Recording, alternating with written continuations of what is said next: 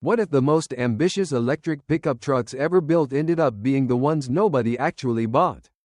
Right now, across dealership lots from California to Texas, brand new electric pickups are sitting under the sun, collecting dust, and quietly costing manufacturers billions of dollars in losses they never saw coming. These are not forgotten vehicles from failed startups. These are machines from massive brands, backed by billions in development money, with engineering teams that poured years of work into their creation, and yet something went dramatically wrong between the drawing board and the driveway. If you have ever wondered why an industry supposedly sprinting toward the electric future suddenly looks like it hit a brick wall, the answer is hiding in plain sight on these lots. Before we go deeper into what really happened to each of these trucks, make sure you subscribe to this channel, hit that like button, and drop a comment telling us which one of these trucks surprised you the most, because by the end of this video, your answer might completely change. Let's start with the one that had the most promising debut and the most confusing collapse. The first truck on this list is the Ford F-150 Lightning, a vehicle that launched with nearly 200,000 reservations and a wave of national media attention that most automakers can only dream about. At first glance, this looked like a guaranteed success, a familiar nameplate trusted by millions of truck buyers, now reimagined for an electrified world. But here is where things get interesting. Ford never anticipated how fast the market would shift against them. The Lightning entered production carrying a starting price that climbed nearly 40% above its original announcement, a move that silently alienated the exact working-class buyers Ford spent decades cultivating. Meanwhile, owners began reporting that the truck's maximum towing range dropped so dramatically under load that some reported losing more than half their advertised range while pulling a modest camper on a warm day. Ford's engineers had built a remarkable vehicle in isolation, but in the real world, pulling a boat to a lake in July revealed a battery thermal management system that struggled in ways the spec sheet never warned about. And then there is the Pro Power onboard feature, which was genuinely brilliant. A built-in generator that could power job sites, but dealers had almost no training on how to explain it, leaving buyers confused about something that should have been the truck's greatest selling point.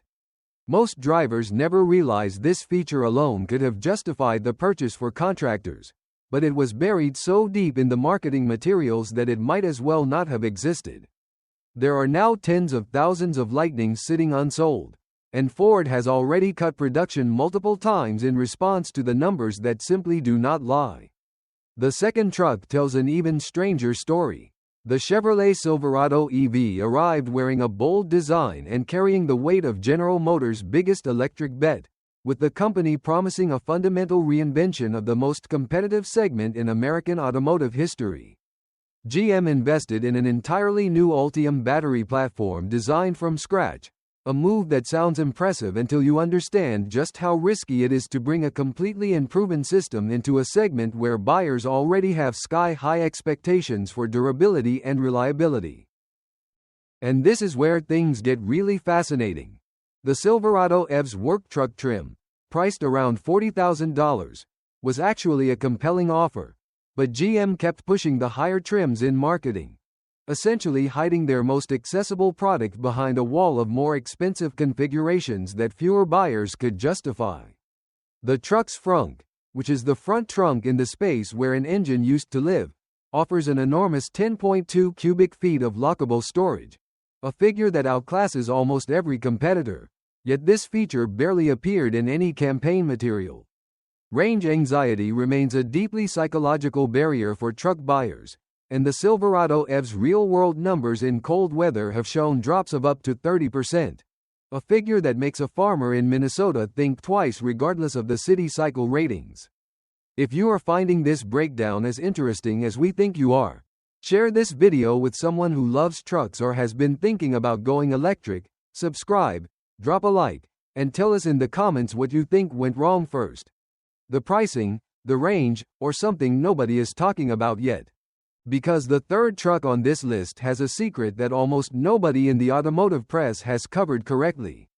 The third vehicle is the Ram 1500 Rev, And its story is perhaps the most complicated of the three because Ram arguably built the best electric truck on paper and still managed to find itself staring at growing inventory numbers that nobody planned for.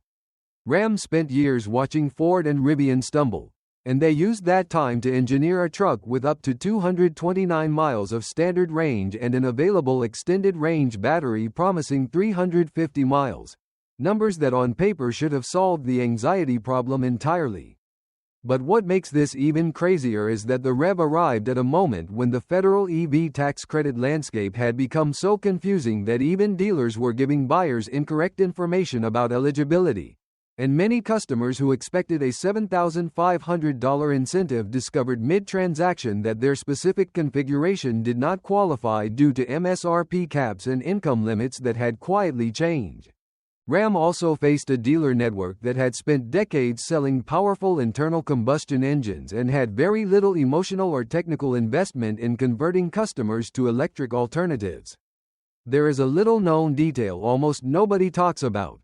The REV's bidirectional charging system, called Ram Intelligent Power, can export up to 7.2 kilowatts to power an entire home during an outage, a capability that is genuinely revolutionary for truck buyers in storm-prone states.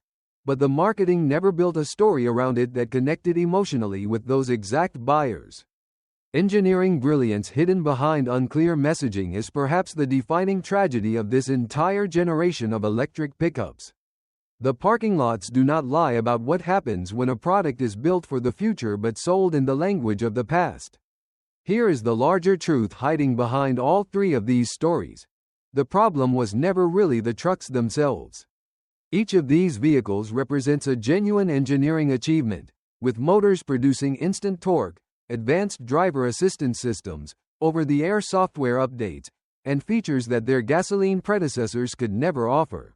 The real issue is a collision between the ambitious timelines of an industry trying to reinvent itself and the deeply practical, skeptical mindset of the American truck buyer who needs to be certain before committing to something new.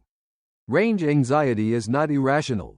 It is the product of real experiences in the real world where charging infrastructure remains uneven, where a long highway pull on a cold morning changes everything, and where the nearest fast charger might still be 60 miles away.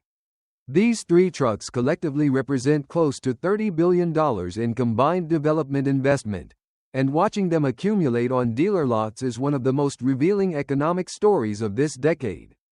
The manufacturers are not giving up, though. Ford has already announced revised battery chemistry for future Lightning production. GM continues to refine Ultium through over-the-air updates, and Ram is adjusting dealer incentive structures to push REV sales harder into commercial fleet channels where the math actually works in electric power's favor. The story of these trucks is not finished. It is just entering its most interesting chapter. If this video gave you a new way of looking at the electric truck revolution, subscribe to this channel right now, like this video so more people can find it, share it with anyone who drives a truck or is thinking about making the switch, and let us know in the comments which of these three trucks you think has the best chance of turning things around, because the next few years in this segment are going to be unlike anything the auto industry has ever seen.